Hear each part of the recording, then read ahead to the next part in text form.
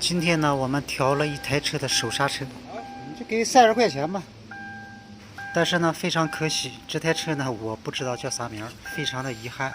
人家车主问我这是啥车，我说我不知道。这个车老了也不认识这个车了，就10圈。至于这台车是什么品牌，我是压根儿都不知道啊。是手刹车你怎么试？你就试起步就行。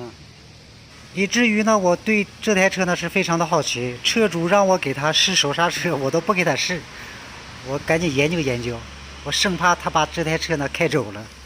我问了一下这位开车的师傅，他也不知道这台车呢是啥品牌。不用试，你就一会儿你就把这起步就行了，起步就行。他只是知道这台车呢是韩国车啊，至于叫啥名不知道。他说呢是韩国奔驰啊，老板就喜欢这玩意儿，就喜欢这玩意儿。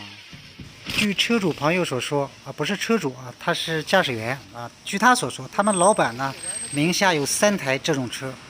这个车呢，他知道是韩系的，但是他老板也没告诉他这个车呢到底是韩系的哪种车啊，属于哪个旗下的啊，叫什么名字。这台车呢看起来呢就非常的好啊，内饰各方面都非常的棒。这个尾灯有点像奔驰，我们看一下它这个尾灯呢，的确像虎头奔。这就叫韩国奔驰。这个听我说尾灯像奔驰呢，他就告诉我这是韩国的奔驰。这个车还是真大气。你还别说啊，这台车呢，你从侧面看呢，它很像丰田的皇冠。这种造型既稳重又锋利。该说不说呢，这台车呢是我喜欢的造型，可惜就不知道是啥名啊。之后呢，这台车走了之后啊，我查了下资料，好不容易才查到了这个商标。在这里呢，我先不告诉大家啊，我出一道题啊，3选1，看大家呢谁能蒙对啊，不是蒙对，是猜对。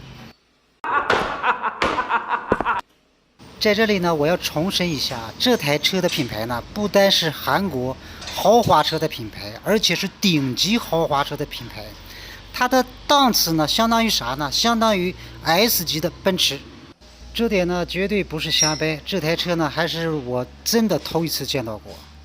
如果不是查资料啊，我还真不知道这个韩国呢有这么一种豪华品牌。